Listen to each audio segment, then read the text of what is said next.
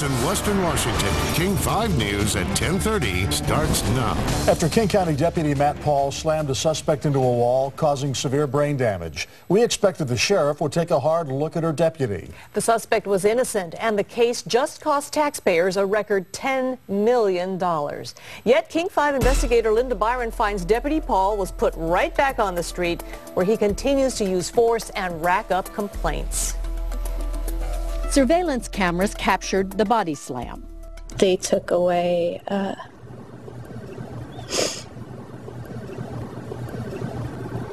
the greatest person I've ever met in my life. Chris Harris had been wrongly identified, but when he ran from police, they were the last steps he ever took. The blow severely damaged his brain and spinal cord. Preliminary conclusion is that our deputy didn't break any laws from the use of force. Prosecutors agreed. It was just a freak accident. Even after King County paid out $10 million to settle lawsuits, the sheriff defended her deputy's tactics. There was no evidence of misconduct on the part of Deputy Paul. But the Harris case was so traumatic, we decided to take a closer look at the deputy. His name is Matt Paul. He's 29 years old, and he's been with the Sheriff's Department 5.5 years. We obtained Matt Paul's file through public disclosure and analyzed some 2,000 pages of documents spanning his entire career. We found a pattern of frequent force and questionable tactics that needlessly escalated some situations and caused injuries. And we saw red flags early on. When Paul was a rookie, his supervisors raised concerns about his tendency to rush, to tunnel in, to jump on incidents other officers had covered. But Paul liked to be where the action is. By 2008, he was striking, tasing, and wrestling with suspects, using takedowns, foot sweeps, punches, and pepper spray. His supervisors found all of it acceptable under department policy, but warned Paul to look for alternatives and to avoid arresting people simply because they challenged his authority or weren't respectful. Coach 4250. Paul was transferred to the Metro Transit Unit policing bus routes in April 2009. Buses travel through some high-crime areas, so some force is to be expected. But we found Deputy Paul uses force far more often than the average transit deputy, 6 times more often. The Chris Harris case that May was so disturbing, you'd expect it to be a wake-up call for the department to keep a close eye on Paul.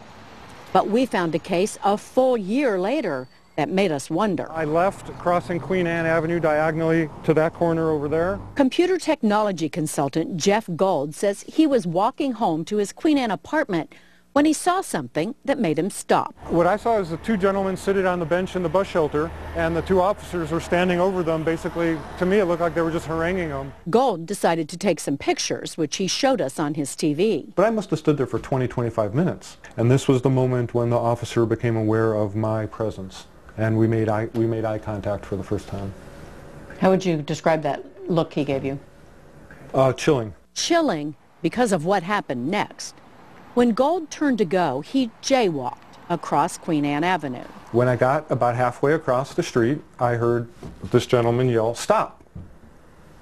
I turned to look at him, kind of looking at him like, "You're kidding, right?" That's when Gold admits he made a bad decision. He'd been drinking, and he flipped off the deputy and kept going. At which point he took off at a sprint, and it looked like a rhinoceros bearing down on me. I was running away from him, so he grabbed me from behind and thrust me to the ground, and my face smashed into the pavement. The deputy who did the takedown was Matt Paul.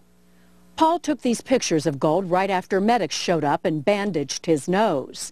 The next day, Gold took some of his own. And you can't quite tell, but you can see that my nose is a little out of kilter here because it's been broken. And this was my blood on the sidewalk.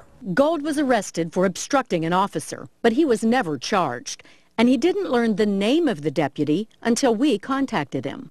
I've always been kind of burning in my heart that I haven't been pursuing this. And then when you called me to say that you had been looking into this, I was like, unbelievable. But we had one more surprise for Jeff Gold, tape he'd never seen. The tape of Deputy Paul slamming Chris Harris into that wall. This is the same deputy who tackled you in the street.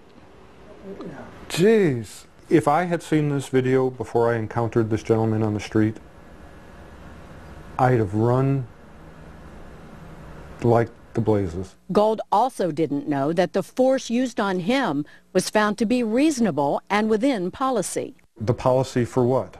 This was within the policy in the sense that he didn't break my neck. This was within the policy that this is how you treat jaywalkers. After the Gold incident, Paul used force in at least 2 more cases that raised eyebrows and prompted complaints to the Internal Investigations Unit.